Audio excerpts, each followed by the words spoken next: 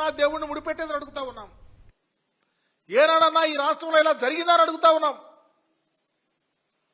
చివరికి మీ యొక్క హెరిటేజ్ ఇందాపూర్కి సంబంధించి డైరీకి సంబంధించి మధ్య ఉన్న సంబంధాల కోసం మాకు లెజిస్లేటివ్ కౌన్సిల్లో మా వాళ్ళు గత 5 రోజుల నుంచి పట్టుబడతా ఉంటే మీరు వాయిదా తీర్మానాన్ని ఇసిరి పారేపిస్తా ఉన్నారు, తిరస్కరిస్తా ఉన్నారు. మీ డొల్లతనం బయటపెట్టలేదని అడుగుతా ఉన్నాం. మీ యొక్క చేతకారితనం దాంట్లో అర్థం అవటం లేదా? ఎందుకు చర్చించలేకపోతా ఉన్నారు? ఎందుకు మీకు ఆ దమ్ము లేదు? చర్చించాలి కదా. మీ ఇందాపూర్ డైరీకి సంబంధించి ఆ బ్రాండ్ సోనాయి పేరు మీద హైదరాబాద్లో కేజీ నెయ్యి 560 రూపాయలకి హైదరాబాద్లో అమ్ముతుంటే దేవదేవుని దగ్గర మహాప్రసాదానికి ఇచ్చే నెయ్యిని మీరు 658 రూపాయలకి అదే నెయ్యిని అమ్ముతా ఉన్నారంటే దాని మీద ఎందుకు చర్చించలేకపోతా ఉన్నారు? అక్కడ మీరు దొరికిపోయిన దొంగలు కాదా అని అడుగుతా ఉన్నా. నిజమే, హైదరాబాదులో 560 రూపాయలేంటి, తిరుపతిలో 658 రూపాయలేంటి?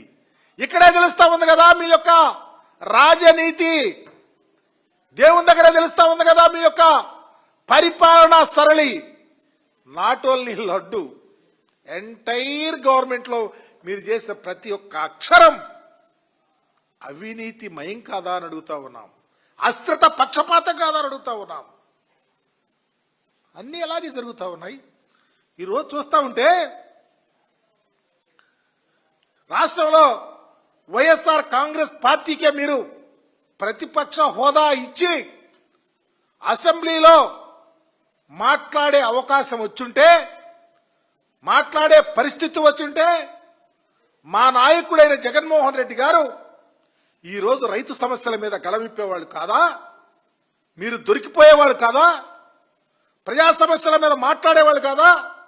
ఎస్సీ ఎస్టీ బీసీల హక్కులను హరించే తీరు మీద గళమెత్తేవాళ్ళు కాదా? మహిళలకు ఇచ్చిన మీరు హామీలు ఎటువంటి తీరు మీద వైఎస్ఆర్ కాంగ్రెస్ పార్టీ అధినాయకుడు మాట్లాడుతూ ఉంటే మీ చెంప చెల్లుమనేవి కాదా? ఈరోజు వృద్ధులకిచ్చే పెన్షన్, ఒక్క పెన్షన్ కూడా ఈ రాష్ట్రంలో మీరు ఈనటువంటి పరిస్థితి ఈరోజు 2 సంవత్సరాలు అవుతా ఉంటే దాని మీద వైఎస్ఆర్ కాంగ్రెస్ పార్టీ అధినాయకుడు మాట్లాడితే మీరు ఏం సమాధానం చెప్పేవాళ్ళు? అట్లాగే ఇదంతా ఎందుకు? ఉద్యోగులు, ఈ రాష్ట్రంలో ఉద్యోగులను మీరు మోసం చేసిన తీరు మీద వైఎస్ఆర్ కాంగ్రెస్ పార్టీ ప్రతిపక్ష హోదాలో ఉంటే జగన్మోహన్ రెడ్డి గారి గళాన్ని మీరు తట్టుకోలేకే కదా ఈ యొక్క పారిపోయే తీరుని ప్రతిపక్ష హోదా ఇవ్వందని అడుగుతా ఉన్నాం. దేని మీద మాట్లాడటానికి? రైతులు అలో లక్షణ అంటున్నారు, గిట్టుబాటు ధర లేదు, పంటకు ఇచ్చినటువంటి పంటకు గిట్టుబాటు ధర లేనటువంటి పరిస్థితి.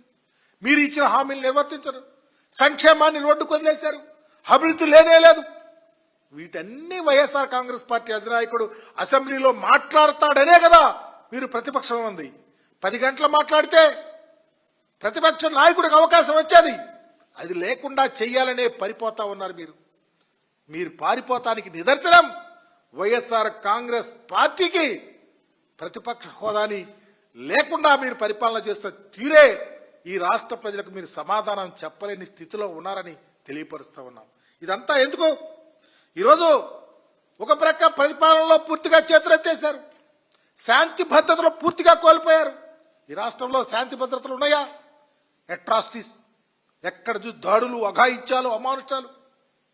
నేషనల్ క్రైమ్ రికార్డ్స్ బ్యూరో వాళ్ళు ఎన్సీఆర్బీ రిపోర్ట్స్ ప్రకారం భారతదేశంలోనే ఆంధ్రప్రదేశ్లోనే దాడులు, అఘాయిత్యాలు ఎక్కువని చెప్పేసి రిపోర్ట్స్ ఇస్తా ఉన్నాయి. దాని మీద మీరు సమాధానం చెప్పలేరు.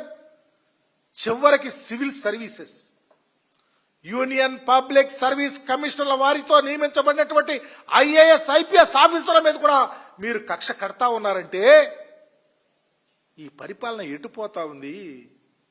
ఎవరికి మీరు సమాధానం చెప్తారు? రాజ్యాంగం ఏ విధంగా అపాస్యం అవుతా ఉంది? చట్టాలు మీ చుట్టాలుగా ఎలా తీసుకెళ్తా ఉన్నారు? దాని మీద సమాధానం చెప్పమని చంద్రబాబు గారిని అడుగుతా ఉన్నా.